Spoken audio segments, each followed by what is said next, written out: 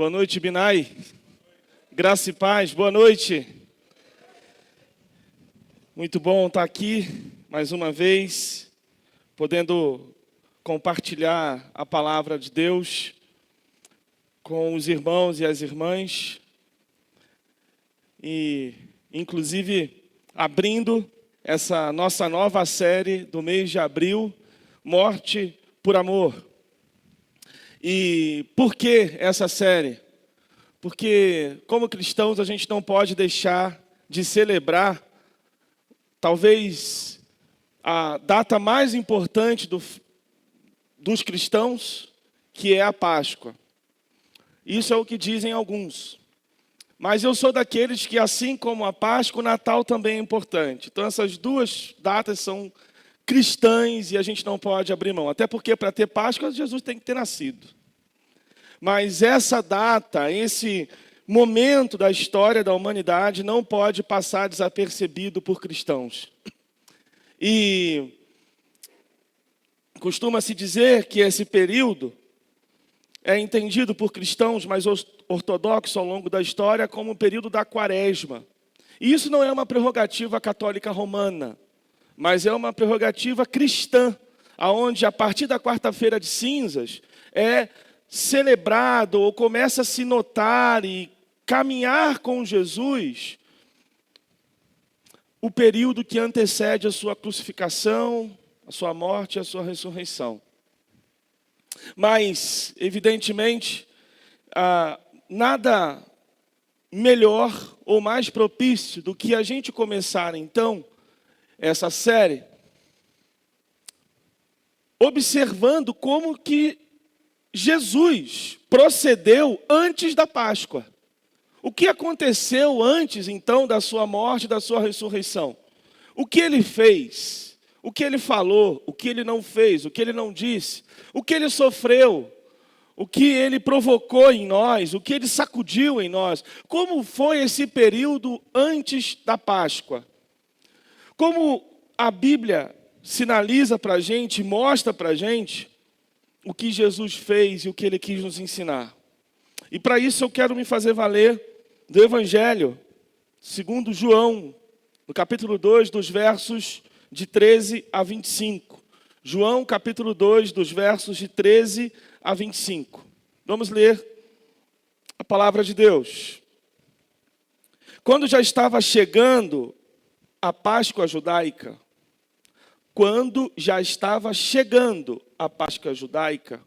parênteses, isso pode ter acontecido entre os meses de março e abril, fecha parênteses. Jesus subiu a Jerusalém. No pátio do templo, viu alguns vendendo bois, ovelhas e pombas, e outros assentados diante de mesas, trocando dinheiro. Então ele fez um chicote de cordas e expulsou todos do templo, bem como as ovelhas e bois, espalhou as moedas dos cambistas e virou as suas mesas.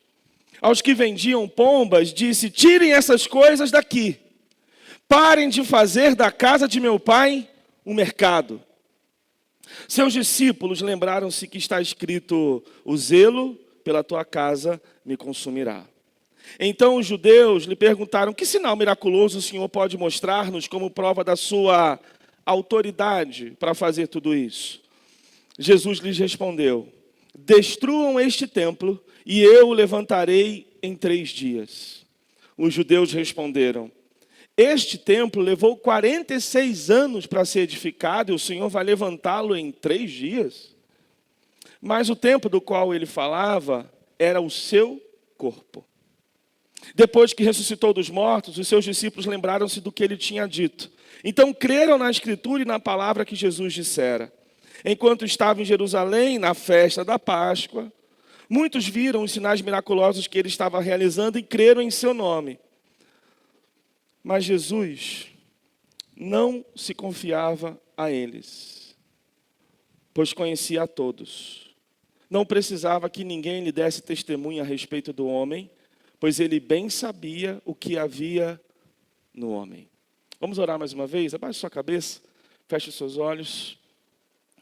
Deus nosso Pai, nós te louvamos pela tua palavra a nós aqui, revelada. pedimos agora a iluminação do Teu Espírito Santo para compreender as Tuas verdades e, sobretudo, para ser transformado por ela. Que o Senhor nos ajude a sair desta mensagem mais parecidos com Jesus. Queremos ser provocados pelo Senhor, mas também queremos ser curados e transformados por Ti. Oramos assim em nome de Jesus. Amém. Amém. Você já percebeu como que às vezes a gente cria uma imagem de Jesus que só mostra um lado dele? Aonde, dependendo da situação da nossa vida, a gente tende a olhar para Jesus como um Jesus muito manso, ou às vezes, dependendo do que acontece, a gente olha para um Jesus muito não tão preocupado com a nossa vida. Inclusive, é por isso que alguns estudiosos, eles costumam dizer para a gente não fazer a imagem de Jesus. Porque toda vez que a gente fizer uma imagem de Jesus ou de Deus, a gente vai fazer essa imagem com um certo tipo de expressão. Que tipo de expressão você vai colocar na imagem de Jesus? Uma imagem de um Jesus sempre sorridente, de Jesus sério, Jesus bravo, Jesus com sono. Que imagem você vai colocar?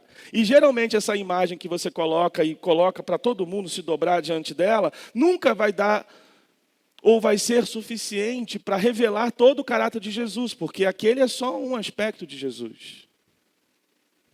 E por vezes, quando a gente lê a Bíblia, ou até mesmo ouve músicas, assiste filmes, a gente tende a ter apenas uma visão de Jesus que não explora totalmente o que ele é. Por exemplo, nesse episódio que nós temos aqui, a gente tem sim um Jesus que é dito pela palavra de Deus como aquele que é manso e humilde. Mas aqui ele pega um chicote, ou melhor, ele faz um chicote, chicoteia todo mundo e expulsa o pessoal do templo. A Bíblia Sagrada diz que Jesus nos ensina se alguém ferir uma face, você tem que dar a outra. Mas aqui ele chega no templo e vira tudo. A gente vê um Jesus na palavra de Deus como aquele que é o cordeiro que vai calado, mudo, para o matadouro. Mas aqui ele chega no templo e dá um berro e grita, mandando o pessoal tirar essas coisas dali, expulsando todo mundo de lá. A pergunta que fica é, Jesus se contradiz?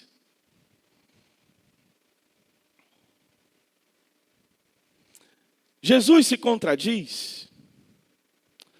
Jesus é esse Deus contraditório? E a grande resposta para isso, e ao mesmo tempo simples, é um grande e exclamativo não. Jesus não se contradiz. Deus nunca se contradisse, ele não se contradiz e nunca vai se contradizer. O problema não é Deus, o problema sou eu. O problema é a nossa visão limitada de Deus. Alguém certa vez já disse que a minha visão de Deus é uma ideia minha, mas Deus não é uma ideia minha. A minha visão de Deus é uma ideia minha, mas Deus não é uma ideia minha. Isto é, a gente projeta visões de Deus e acha que Deus é aquilo que eu penso, é aquilo que a gente pensa. Mas Deus não está preso àquilo que a gente pensa. Porque Deus é Deus, ele não cabe dentro de um raciocínio humano. Ele não cabe dentro de uma lógica humanista. Ele não cabe dentro de uma filosofia. Ele não cabe dentro de um partido político. Ele não cabe dentro de nada do que a gente se propõe a colocar ele, encaixotar ele. Ele é Deus, ele é eterno. É mais ou menos o que a gente faz quando a gente assiste um trailer de um filme.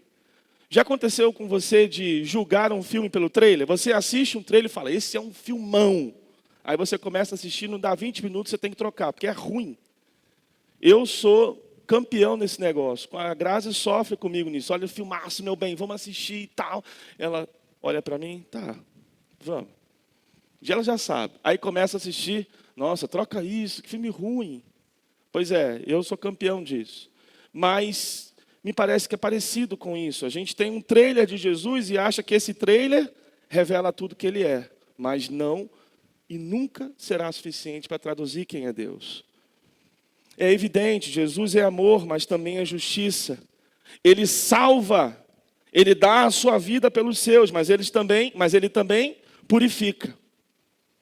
Tem um autor que eu não identifiquei bem quem é o proprietário dessa frase, mas me parece que é um padre do século passado, franciscano, em que ele diz que em Caná da Galileia, Jesus mostra o que veio trazer.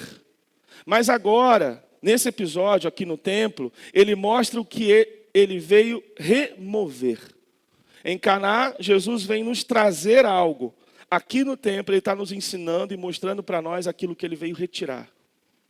E você já deve ter escutado falar, ou pelo menos vagamente, a respeito do milagre da multiplicação da água em vinho. Esse é um milagre até mesmo especulado ultimamente pela ciência. Eu li alguma matéria sobre isso, em que eles tentavam explicar a transformação, melhor dizendo, não é da multiplicação da água em vinho, é da transformação da água em vinho.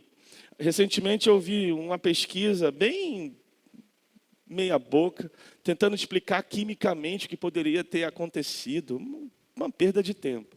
Mas você sabe que, curiosamente, na Bíblia Sagrada, existem 2 episódios em que esse líquido transparente, branco, quer dizer, transparente, chamado água, se transformou num líquido vermelho. O primeiro episódio é qual? Quem lembra? Egito, onde a água lá do rio Nilo se transforma em sangue. E ao se transformar em sangue, traz morte para todos aqueles que habitavam no mar. Os peixinhos foi tudo dessa para melhor. Como aqueles que moravam na sua redondeza. Porque não tem mais pesca, não tem mais vida, não tem mais comida. Então essa transformação trouxe morte.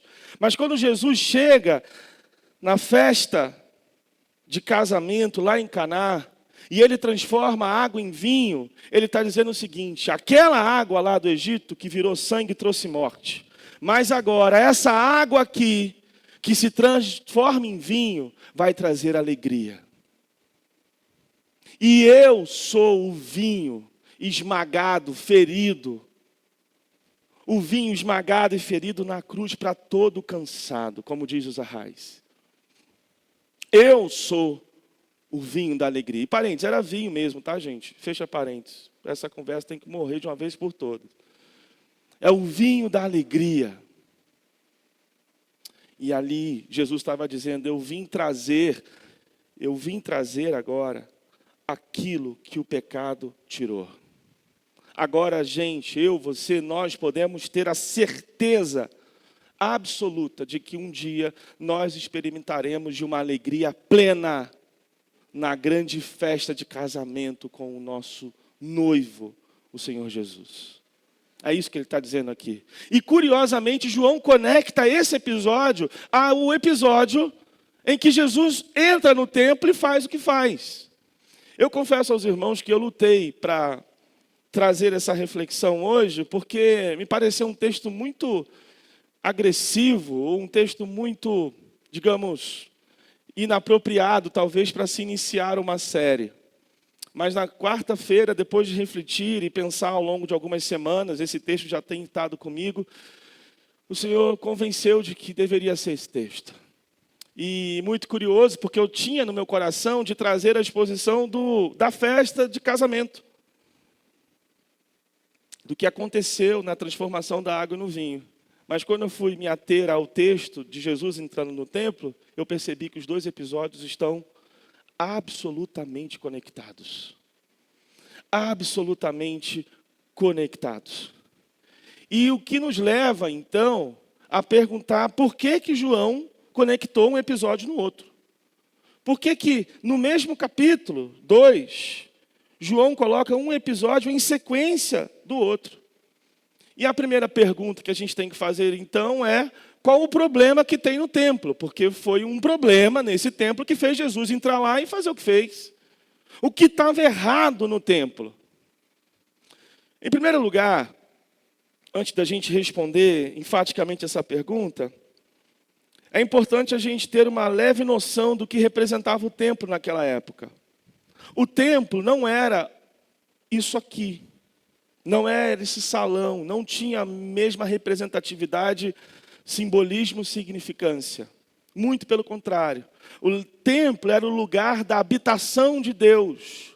O templo era o lugar da presença de Deus, era o lugar onde Deus aceitava os sacrifícios, os pedidos de perdão, era o lugar em que Deus aceitava o culto. Se você quer adorar a Deus, ou quisesse adorar a Deus, na época de Jesus, naquele momento, você teria que ir ao templo, porque lá era o lugar certo.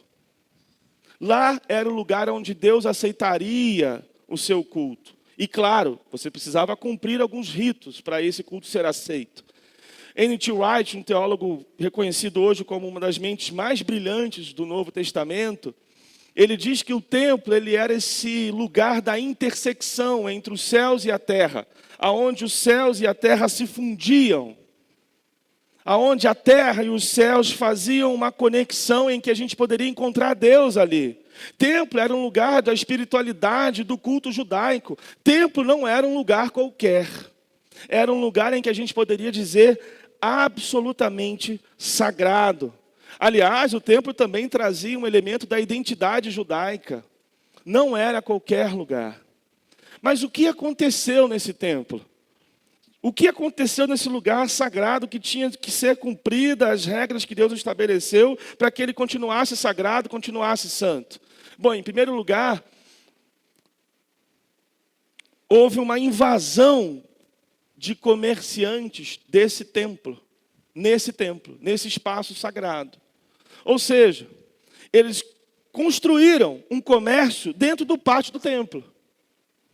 E um lugar que era para ser um lugar de aceitação, de recepção de todo tipo de gente, já não poderia acontecer mais, porque não caberia.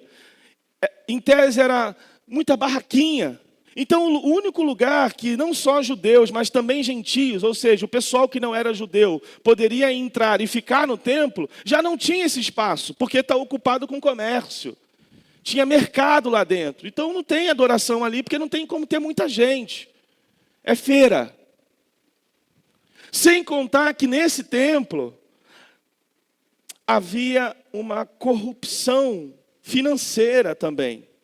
O pessoal que estava na feira vendendo animais para sacrifício, para o culto, começou a explorar tanto os de perto quanto os estrangeiros que chegavam para fazer o seu culto e os seus sacrifícios. E essa exploração foi muito radical, porque eles não só cobravam preços abusivos, mas como eles abusavam das pessoas. Em que sentido? Imagina que você é um brasileiro e fosse no templo oferecer um culto. Não dá para você levar um carneiro, às vezes, não dá para você levar um cordeiro, uma pomba, numa viagem tão longa. Então você chegava lá e comprava esse animal para fazer o seu culto. Além de você pagar um preço, um câmbio absurdo, você comprava esse animal e levava para o sacerdote fazer o sacrifício, porque só o sacerdote poderia fazer isso. E quando você virava as costas, o sacerdote pegava o bicho que você iria sacrificar e levava para a barraquinha de novo para ser vendido. Ele não sacrificava. Percebe a lambança? Mas o grande problema ainda não era vender alguma coisa no templo. O grande problema é que nesse mecanismo corrupto, sujo, foi perdido o propósito original do templo, que era o lugar de culto ao Senhor. O propósito original da adoração ao Senhor se perdeu. Porque já não era mais uma linguagem de adoração, não era um relacionamento com Deus, mas era um relacionamento comercial, de interesse, de malícia, de tirar proveito. Era isso que acontecia. E é exatamente uma sequência ascendente de coisas ruins que levou Jesus a fazer o que fez. Que levou Jesus a ter esse ato profético violento. E eu costumava dizer que Jesus havia pegado um chicote para fazer o que fez. Mas o texto diz que Jesus não pegou um chicote. Diz que ele fez um chicote. Entre pegar algo pronto e fazer, tem alguns acontecimentos aqui. Por exemplo, para você fazer, você tem que premeditar, você tem que ver onde está o material. Você tem que pegar o material e você tem que fabricar aquele material. É como acontecia na minha época que eu tomava umas correadas do meu tio e da minha tia. Eles pegavam a correia, embrulhava na mão. Talvez você já viveu essa experiência bem via crucis mesmo, eu sei como é. E aí você via aquele movimento acontecendo e às vezes ouvia o chamado, Rafael, vem aqui. Pronto. Era como se eu estivesse levando uma cruz. Ia doer. Ou seja, todo aquele movimento, todo aquele episódio foi planejado, ele não aconteceu. Jesus planejou fazer o que fazia, até porque Deus só faz o que deve ser feito. E quando a gente observa esse ato profético de Jesus, o que eu quero dizer como profético não são essas profetadas que a gente vê por aí, absolutamente nada a ver com o que tem por aí. Eu me refiro a um ato de recado do Senhor. Jesus está sendo um profeta de Deus, dizendo como as coisas deveriam ser. E nessa hora, nesse momento, ele está sendo bravo. Ele usou o braço para falar como as coisas deveriam ser. Foi violento. Foi violento. Mas, se a gente observar nos dias de hoje, fica a pergunta: é diferente do que era ou do que foi? Evidentemente que não. Hoje a fé é comercializada. Hoje a fé é entre muitas organizações religiosas, inclusive entre aquelas que se dizem igreja, é vendida. Você tem que dar um dinheiro para Deus te abençoar, como se Deus fosse um banco, como se Deus fosse um patrocinador que existe para viabilizar aquilo que a gente gosta. Esse mercado explorador da fé de gente pobre, de gente necessitada, que é ludibriada por um discurso diabólico e cai na cilada desses lobos por aí. É muito diferente esses comércios na igreja, ou nas igrejas, que eu não ouso chamar de igreja. Nem os apóstolos, eu aprendi com eles. Talvez, hoje também, a gente tenha um problema nessa questão do propósito original, nessa questão do porquê que a gente faz o que a gente faz, ou porquê que a gente deveria fazer o que a gente faz, que é, obviamente, adorar a Deus, exaltar a Deus, ter um relacionamento sincero com Deus, sendo afetado na nossa vida devocional. A gente talvez busca a Deus, ora, lê a Bíblia, jejua, como uma prática religiosa. Eu tenho que fazer minha devocional de hoje. Check. Aí você faz a devocional e vai embora como se... Ok, já falei com Deus. Vira um negócio meio automático. Já aconteceu isso com você? Eu já vivi essa experiência. E se eu não lutar, eu vivo constantemente. Parece que algumas coisas vão no automático na nossa relação com Deus. E, evidentemente, isso, quando a gente olha também para os ministérios, para algumas prioridades da nossa vida, a gente percebe que elas acabam também tomando conta do espaço de Deus. Em vez da nossa família, do nosso trabalho, do nosso ministério na igreja ser um mecanismo, uma ferramenta de adoração, eles acabam sendo o fim da adoração. Isto é, eu trabalho, eu tenho família porque eu adoro essas coisas. Isso me alimenta, isso traz sentido para mim. E logo, claro, evidentemente, acaba tomando o lugar que só Deus poderia ter. E é simples a gente fazer uma avaliação dessa. Avaliação se o nosso trabalho, nossa família, as coisas, as nossas prioridades de vida estão roubando o lugar de Deus. É simples. Quer ver? Se algo que você ama muito, que você prioriza muito, for retirado hoje, como que você acha que reagiria? Seu mundo ia cair? Se o seu PlayStation fosse retirado hoje, fosse quebrado hoje, o que aconteceria com você? Se alguém da sua família fosse retirado? Se alguém chegasse para você e dissesse, a partir de hoje você não vai servir mais nesse ministério, como que você reagiria? A resposta que você vai dar a isso vai revelar para você e para quem estiver perto de você o lugar que essas coisas ocupam na sua vida. O que a gente pode atribuir a isso como ídolos? E não estou dizendo que são coisas ruins.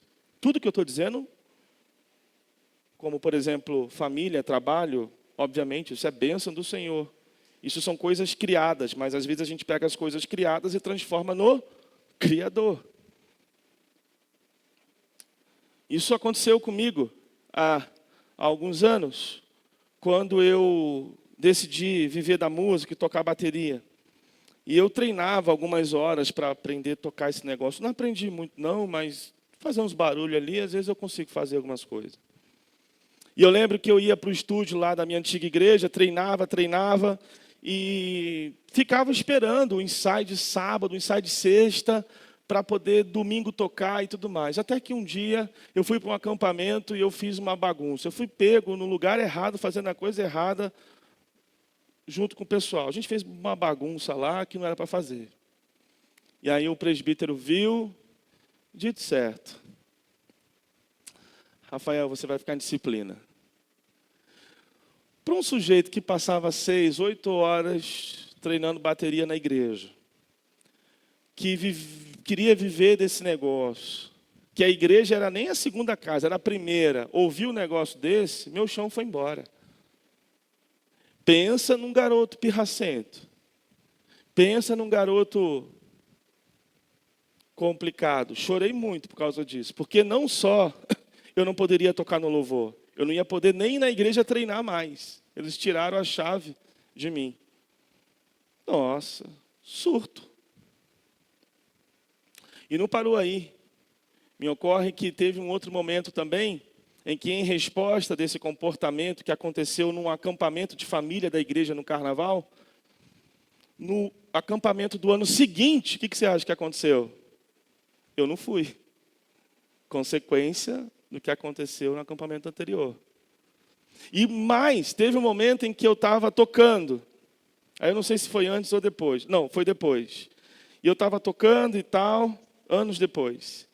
E alguma coisa aconteceu e o meu antigo pastor falou alguma coisa comigo. Ele me chamou a atenção e, enfim, pediu para conversar comigo e o líder de louvor na época do ministério de música. E aí nós fomos para uma sala. Chegou na sala, ele falou algumas coisas e pirracento, moleque, imaturo. Depois que ele falou, estou falando do pastor presidente da igreja. Eu olhei para ele e falei assim, já terminou? E aí ele, muito mansamente, sábio, sim, Rafael, já terminei. Oramos e fui embora. E eu fui lanchar ainda. Acabou, já falou o que tinha que falar.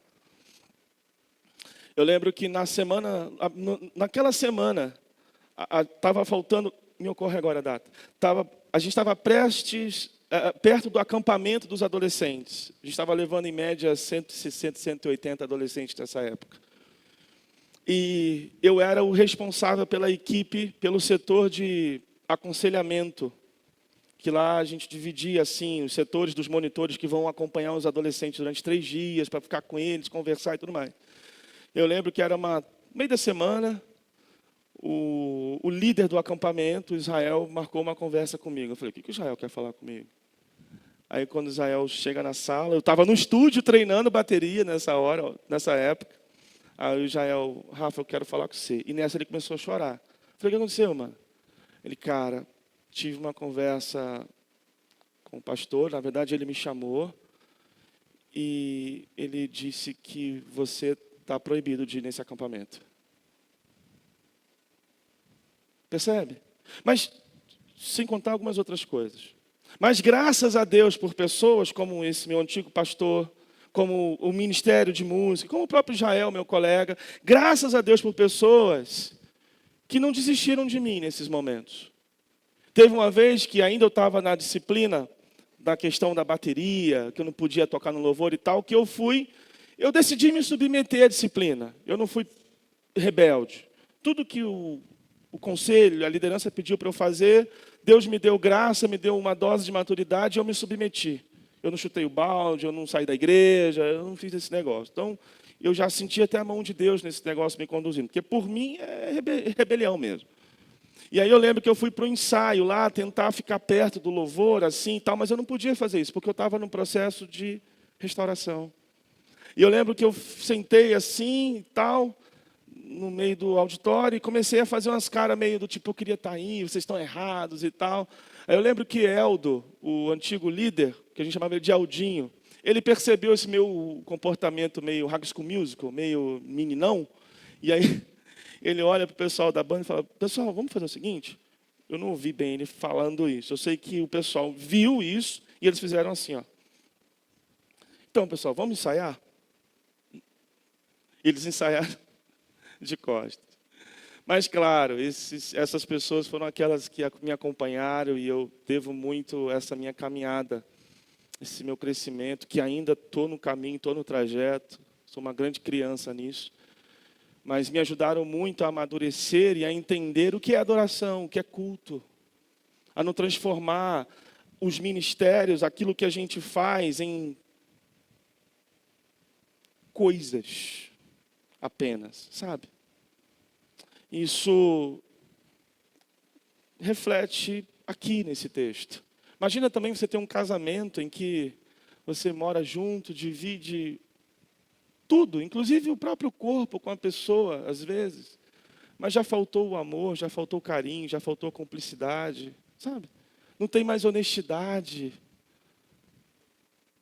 É isso que Jesus está querendo dizer para nós. Ele veio remover essa sujeira do nosso coração para restaurar a verdadeira e a essência da adoração. E ainda hoje Jesus purifica templos. Ainda hoje Jesus purifica espaços sagrados. Ao longo da história da Bíblia Sagrada, a gente percebe que Deus muda de CPF, ou melhor dizendo, muda de CEP. Quando você lê o livro de Gênesis, Deus está habitando aonde? Num jardim, no paraíso. Mais à frente, quando você começa a ler, você percebe Deus aonde? Numa tenda, no tabernáculo. Deus já não é mais, o jardim já não é mais moradia de Deus, agora é um tabernáculo. Caminhando um pouco mais, depois de uma ideia brilhante do Davi, só que nem tanto, ou só que não, ele passa a habitar aonde? No templo. Paraíso, tabernáculo, templo, construído por pedras. Mais à frente, o novo CEP de Deus se torna a pessoa de Jesus. Hoje, o CEP de Deus mudou. Porque quando Jesus morre, ressuscita, é assunto aos céus, quem que ele envia? O Espírito Santo. Para habitar aonde? Nesse salão, nesse espaço, nesse auditório? Não, para habitar em qual lugar? Em nós. É por isso que é um grande erro a gente chamar esse espaço de templo. Porque isso aqui já poderia ter sido chamado de templo. Mas isso faz 2000 anos que isso aqui era um templo. Hoje o templo somos nós. A habitação de Deus é você. Sou eu. É a igreja. Que por sua vez, assim quando Jesus retornar em sua segunda vinda, vai ser todo o céu e toda a terra. Quando Jesus vier e restaurar esse mundo caído, a habitação dele será aqui. Então, a gente está no último CEP. E esse CEP é você. Esse CEP é a igreja. E é por isso que Jesus ainda tem um grande interesse de purificar templos. Porque hoje o templo é vivo. E o que Jesus fez por nós? O que Jesus fez para que toda essa purificação acontecesse? De acordo com o texto, Jesus faz o que faz, ou fez o que fez, por causa do zelo pela casa de Deus. Há uma transição acontecendo. Do templo de pedra para o templo chamado Jesus, para a igreja. As coisas estão conectadas ali. Deus está passeando por novos endereços. E aqui, até então, Jesus ainda não tinha sido morto. O sacrifício ainda não tinha sido cumprido. A lei ainda não tinha sido plenamente cumprida, porque ela foi cumprida em Jesus, com a sua morte e com a sua ressurreição. Então é por isso que Jesus tem zelo ainda aqui pela casa de Deus. Não era uma raiva descontrolada, era um amor santo pelo nome de Deus, pelo que estava acontecendo ali. Jesus fez o que fez para dar um sinal sobre ele, sobre o que ele faria. Quando os líderes questionam sua autoridade, Jesus responde como aquele que tem moral, tem autoridade, tem uma voz suprema para falar o que fala. E ele diz, olha, a autoridade de quem está fazendo o que está fazendo é minha mesmo. Por isso que ele diz, olha, destrua esse templo, em 3 dias eu vou reconstruir. Ele estava falando do quê? Do novo templo, que é ele mesmo. O João diz, o templo era o seu próprio corpo. Isso é um sinal do que ele faria por nós. Jesus faz o que faz para cumprir uma profecia lá de Malaquias, aonde o templo também estava sendo corrompido. Os profetas, os sacerdotes haviam também se desviado, feito do templo um comércio. Depois você observa lá o texto de Malaquias. Mas eu quero destacar esse verso, ou esses versos, em que Jesus vem para cumprir uma profecia messiânica, em que o verso diz lá de Malaquias, eis que envio o meu mensageiro, e ele será como fogo refinador e como sabão de lavandeiro. Nossa, eu não me lembrava desse versículo. E eu achei isso aqui fantástico. O fogo que purifica o culto corrompido e esse sabão que lava as impurezas desse culto religioso sujo, dessas práticas religiosas imundas. E me ocorreu nesse momento lembrar daquela musiquinha que eu tenho quase certeza que você conhece, que diz que o sabão lava o meu rostinho, lava o meu pezinho, lava, mas Jesus, para me deixar limpinho, quer lavar o meu? Talvez essa seja uma das músicas que a gente canta com as crianças mais bíblicas. Talvez o autor dessa música tenha lido Malaquias, eu tenho quase certeza, não posso afirmar. Mas talvez foi daqui que ele tirou isso. E essa música é perfeita, porque ela realmente fala do que Jesus veio fazer. Ele veio purificar a gente e lavar a nossa imundície. Lavar a gente, purificar a gente de dentro para fora, purificar a nossa relação com Deus. Foi isso que Jesus veio fazer. E também Jesus veio trazer uma sustentação do universo, de todo culto em si mesmo. Hebreus vai dizer isso, porque nesse texto fica evidente que Jesus é aquele que é o sacrifício, porque ele tem autoridade para tal e ele vai fazer, ele vai cumprir isso. A Bíblia diz para nós que Jesus é o sacerdote, é aquele que media a nossa relação com Deus. Jesus é o novo templo daquele momento, que está fazendo a nossa ponte em relação a Deus, naquela situação, naquele episódio, nesse momento aqui da história. E o que isso tudo tem a ver com a Páscoa? Bom, fica evidente que muitas coisas, mas esse episódio acontece como o texto de João diz, lá no primeiro verso, capítulo 13, que nós lemos. Era chegada a época da Páscoa. Então, veja, a Páscoa é daqui a 3 semanas. Muito provavelmente esse episódio aconteceu agora, perto desses dias que nós estamos. Um pouco antes, mas é agora. E isso tem um significado absurdo, porque no Egito, o que você tem? Você tem um Deus que manda o povo sacrificar um cordeiro, pegar o sangue desse cordeiro e passar nos umbrais da porta para o povo ser livre do anjo da morte no dia em que eles deixariam o Egito. Agora você tem Jesus, que entra no templo como o verdadeiro Cordeiro de Deus, aquele que vem purificar com o seu sangue, não mais um templo feito de pedra, de cimento, de areia e tijolo, mas sim purificar a nossa vida que foi manchada pelo pecado. Quer ser limpo, quer ser puro, passa o sangue de Jesus em você. É isso que Jesus está dizendo. Passa o meu sangue em vocês. Deixe o meu sangue escorrer sobre vocês, que vocês serão purificados. Que vocês serão livres da morte. Porque agora eu sou o Cordeiro. Eu sou aquele que vai resolver esse problema que o pecado causou. E claro, agora, hoje, Deus não habita mais no templo feito de cimento. Deus não está aqui. Já ouviu aquela música? Quando eu cheguei aqui, meu Senhor? Do que a gente está falando quando conta isso? A gente está há 2000 anos? Que raio de reunião é essa que começa num lugar sagrado? Nós somos cristãos. Nós não temos lugar sagrado. Nós não temos sacerdotes. Nós não temos ritos. Nós somos cristãos. Nós temos uma pessoa. E essa pessoa é adorada em espírito e em verdade. Em qual lugar? Em Jerusalém? Em qual monte? Em Sião?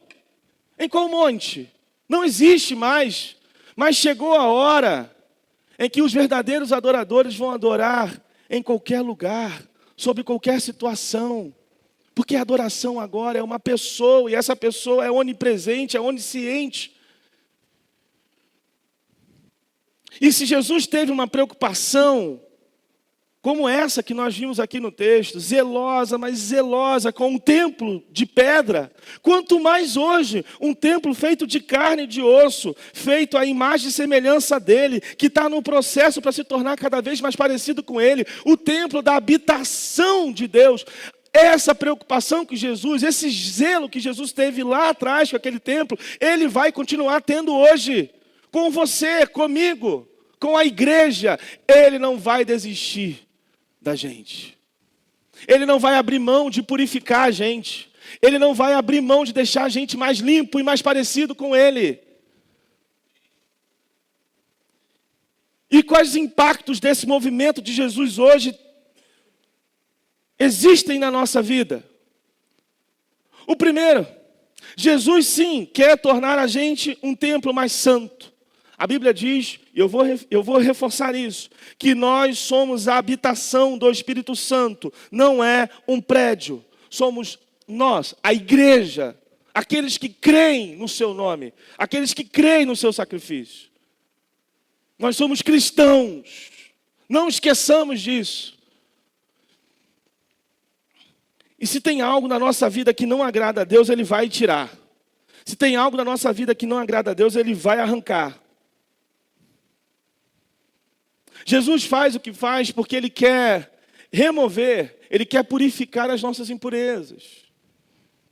E para o ouro ficar limpo, o ourives, o sujeito que trabalha com ouro, com coisas preciosas, ele precisa fazer um trabalho especial com esse ouro. Conta-se uma história de um grupo de mulheres que estavam vendendo joias. Aquilo que a gente faz às vezes por aí. E aí uma delas decidiu aprender e ter a curiosidade de ver como que aqueles anéis e colares de ouro eram feitos. Aí ela liga para um ourives e pede para visitar um processo de fabricação. Depois de muita luta, porque esses profissionais não costumam abrir esses espaços para isso, até por questão de segurança, ele aceita a visita dela para ela ver como era. E lá pelas tantas, ela percebe que ele pega o material, ainda bruto, obviamente não puro, e coloca num maçarico, num fogo absurdamente alto. E bem no meio do fogo, não é na pontinha não. Isso já chama a atenção dela.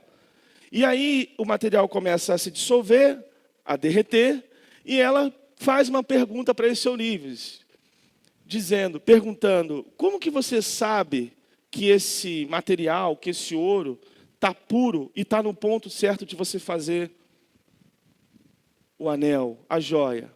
Daí ele olha para ela e diz, quando eu consigo ver o meu reflexo nele.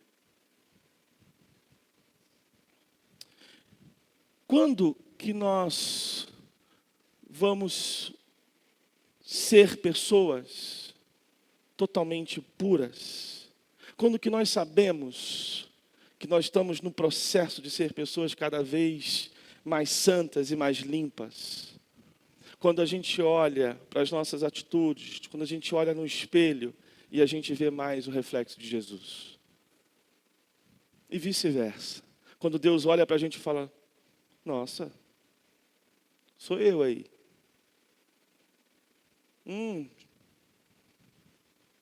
Tem meu rosto aí. Nós não somos ainda plenamente. Isso só vai acontecer quando Jesus retornar. Mas que a gente está no processo, está. É por isso que Jesus vai moldar a gente no fogo. Porque Ele quer restaurar a nossa identidade, mas também restaurar a nossa adoração, a nossa relação com Ele. Porque a gente, enquanto cultua, enquanto a gente entrega a nossa vida para Ele, enquanto a gente vive essa peregrinação cristã, esse tratar cristão, a gente pressupõe que a adoração, que esses elementos de estar perto de Deus, transformam a gente, vai purificando a gente. O interesse de Jesus aqui é, claro, usar todos os elementos, inclusive os elementos de culto, para trabalhar na nossa vida, para nos aproximar dEle. É por isso que Ele vai colocar a gente em várias situações, para tornar a nossa relação de adoração com Ele cada vez mais santa, mais pura, mais parecida com a de Jesus. E aí Ele coloca a gente no fogo. E é por isso que Deus vai usar momentos difíceis para limpar a gente, vai usar situações difíceis para forjar o nosso coração. Não tem jeito. E às vezes Ele permite crise para fazer a gente enxergar o que realmente importa. Por exemplo, Deus permite situações na nossa vida para ajustar as nossas prioridades. Por exemplo, o que vem primeiro? A nossa carreira ou o nosso chamado? Aquilo que Deus mandou a gente fazer? Quais são as nossas prioridades? Por exemplo, Deus também trabalha para revelar naquilo que nós estamos presos. A gente está mais preso ao que as pessoas falam de nós ou ao que Deus tem certeza e diz sobre a gente? É evidente que a opinião das pessoas importa, mas elas não podem ser decisivas para determinar a nossa identidade. Deus trabalha também nas nossas motivações. Eu estou servindo a Deus porque eu amo ou porque é um costume? Eu estou servindo a Deus porque realmente eu entendi tudo que está acontecendo aqui, isso aqui é sincero, ou porque eu estou na prática? Ou eu estou no automático? A gente às vezes, você já percebeu como que o nosso culto é esquisito? Como que a gente está tão cauterizado em alguns momentos? A gente precisa tanto do Senhor para quebrar a gente, para sacudir a gente. Porque veja, a gente conforme o tempo vai passando, a gente discute com os irmãos, briga, não gosta de um, não gosta de outro. Mas a gente consegue vir aqui nesse ambiente, cantar, ouvir pregação, orar, tocar, pregar, trabalhar na recepção, trabalhar na intercessão, trabalhar no ministério infantil. A gente consegue fazer tudo isso com um problema relacional, por exemplo. A gente consegue fazer tudo isso fazendo uma budoada de coisa errada aí fora. É como se isso já não mexesse mais na gente. A gente está cauterizado. O comércio, os interesses pessoais já tomaram conta da gente de tal forma que a gente acha que culto está dando certo. Mas se Jesus entrasse hoje na sua vida, imagina que a sua vida é um local que tem uma portinha. Aí Jesus adentra nela. O que Ele iria expulsar? O que Ele ia quebrar? Que tipo de chicote Ele ia fazer? É claro que Jesus não é esse Deus sádico, vingativo, que vem para poder ferir a gente. Até porque Ele se tornou ferida para que a gente não precisasse ser mais ferido. Ele tomou as chibatadas para que a gente não precisasse mais tomar chibatada. O interesse de Jesus aqui é, de fato, entrar na nossa vida para quebrar aquilo que nos quebra. É entrar dentro do nosso coração para derrubar aquilo que nos derruba. E quase sempre nesses momentos a gente foge da forja. Deus, se eu abrir mão disso daqui, eu vou perder o controle. Então eu não posso abrir mão disso. Bom, esse já é um episódio de forja. Prepare o seu coração, porque é uma oportunidade para você ser forjado. Deus, se eu for leal ao Senhor no meu casamento, no meu namoro, talvez eu tenha que abrir mão de alguma coisa aqui, porque esse namoro não está dentro dos parâmetros que o Senhor esperava. Eu vou perder o meu namoro. Pois bem, esse episódio já é um episódio de Deus dando uma oportunidade para forjar o nosso coração. É evidente que talvez você deva pensar assim, mas, ok, e quando essas situações que acontecem na minha vida para me forjar, vêm de pessoas que estão erradas? Por exemplo, eu não concordo com a decisão do líder X sobre esse assunto. Porque ele está errado. Ele pode estar até errado, desde que não seja pecado, é uma outra história. Mas ele pode estar até errado. A pergunta que eu faço para você e para mim é, e daí? Você pode procurar os mecanismos, a gente pode procurar os meios corretos para solucionar isso. Mas não perca de vista que isso pode ser uma oportunidade para Deus tratar você, tratar a mim. Lembre-se que Deus usou um demônio para tratar a vida de um ser humano, chamado Jó. Deus usou reis ímpios ao longo da narrativa bíblica para tratar a espiritualidade do povo de Israel. Deus usa quem Ele quer, quando quer, na situação que for. Deus usa governantes que não estão nem aí para Ele, para poder cuidar do seu povo de alguma forma, sacudir o seu povo de alguma forma, como aconteceu com Ciro. Deus usa todas as situações para nos purificar, para nos limpar. E eu torno a dizer, eu não quero enfatizar que a gente deva aceitar as coisas erradas e engolir isso de qualquer jeito. Não dá para se submeter a um marido violento. E eu já disse isso aqui algumas vezes. Se é agressão, é caso de polícia. O que eu quero dizer é que toda situação, mesmo que a gente discorde dela, é uma grande oportunidade para Deus forjar.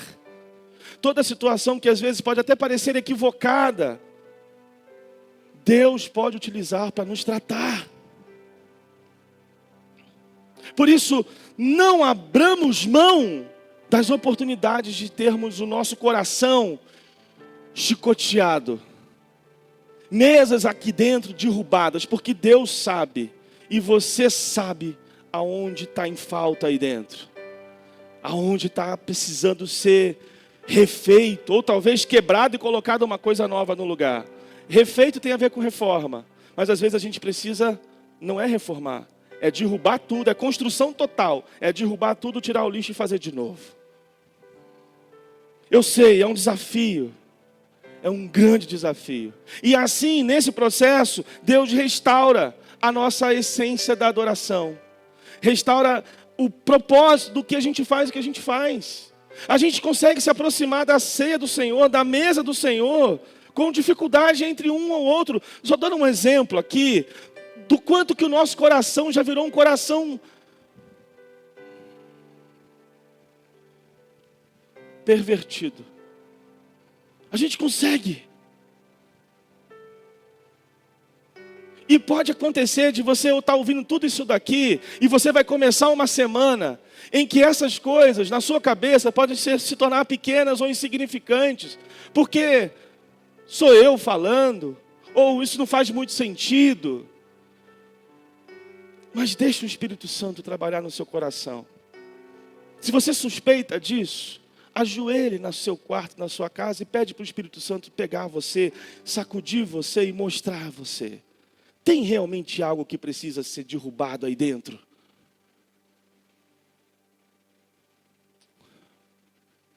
Por fim, os impactos desse movimento de Jesus pressupõem que Ele deseja ser não só o nosso Senhor de direito, porque Ele é. Jesus é o nosso Senhor de direito de fato. Ou melhor, de direito. Por quê? Porque Ele é Deus. Ele é eterno. Ele é o soberano. A terra é o estrado dos seus pés. E ponto final. Mas às vezes, no nosso dia a dia, Ele não tem sido de fato. Não porque Ele não é Senhor, mas porque a gente não trata Ele como Senhor de fato. É onde isso aparece. Eu digo que o Senhor é Senhor do meu casamento, mas por vezes eu posso chegar em casa e viver na minha relação com a Grazi, a minha esposa, como um marido que ofende, um marido que agride, verbal, fisicamente.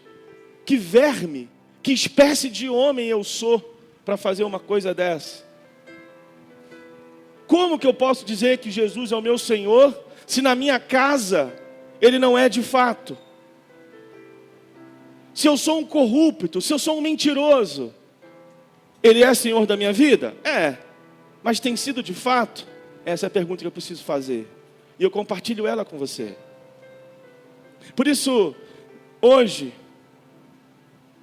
perto da Páscoa, o recado que Jesus manda para você e para mim é: o que tem aí dentro do seu coração que eu preciso quebrar, derrubar, expulsar? O que tem aí dentro que você está relutando? Você tem várias razões, vários motivos para isso. Você tem muita justificativa. Mas se você não sabe que está sujo, eu vou te dizer. Mas talvez você até sabe que tem sujeira aí dentro. Tem muita criptonita aí dentro.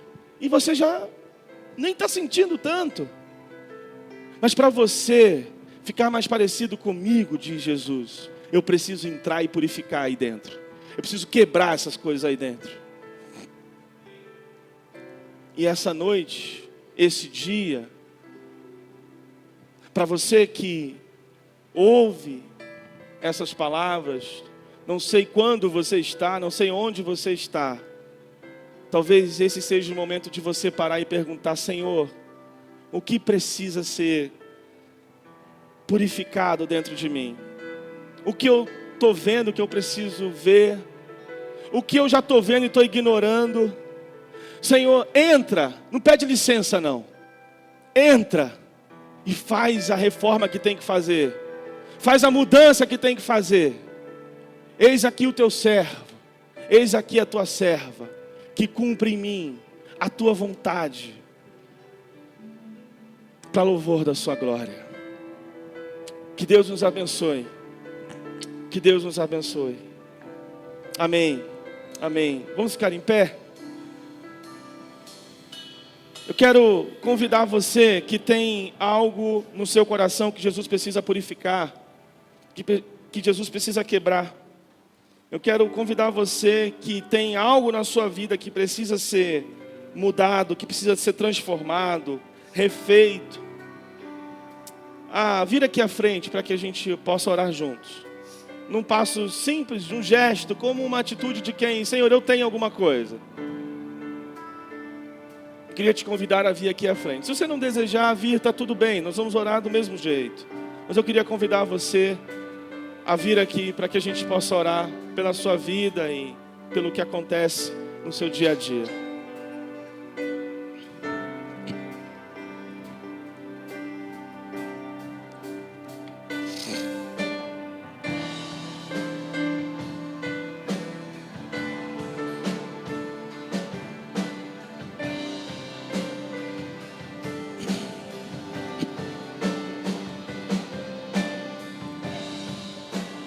Senhor Jesus, nós te louvamos pela tua palavra que é viva e eficaz, que nos purifica, que nos transforma, que tem o poder de sacudir as nossas entranhas, de mexer na gente, de mudar a gente. Eu oro para que o Senhor nos purifique, para que o Senhor nos lave, para que o Senhor restaure a essência da nossa adoração ao Senhor, para que o Senhor nos limpe de dentro para fora. Eu oro para que o Senhor, sim, entre no nosso coração e quebre o que tem que ser quebrado, expulse o que tem que ser expulsado. Que o Senhor nos ajude a valorizar esses momentos de forja na nossa vida, esses momentos de crescimento, de amadurecimento espiritual. Eu peço para que o Senhor toque a gente de tal forma que a gente não possa mais dar um passo sequer sem antes ser confrontado pela tua santidade, pelo teu zelo. Pai, em nome de Jesus, nós queremos ser filhos, nós queremos ser filhas do Senhor, carregados e cheios do Senhor e refletidores da sua imagem. Em nome de Jesus, tem misericórdia de nós, tem compaixão da gente, devolve a alegria que o pecado está roubando de nós. Traga de novo o prazer de poder viver como santos, como gente mais parecida contigo, Jesus. Livra a gente das fugas, das desculpas, e ajude a gente a encarar a vida tal qual ela é, encarar as oportunidades, encarar o que tem que ser encarado para que a gente cresça, para que a gente amadureça. Ajude também a gente a servir, a ser um canal de zelo na vida de outros, um canal do teu cuidado na vida de irmãos e de irmãs. Em nome de Jesus, refaça o que precisa ser refeito, cure o que precisa ser curado. Em nome de Jesus, seja assim o nosso oleiro que quebra esse barro chamado nós e faz de novo. Em nome de Jesus. Amém. Amém.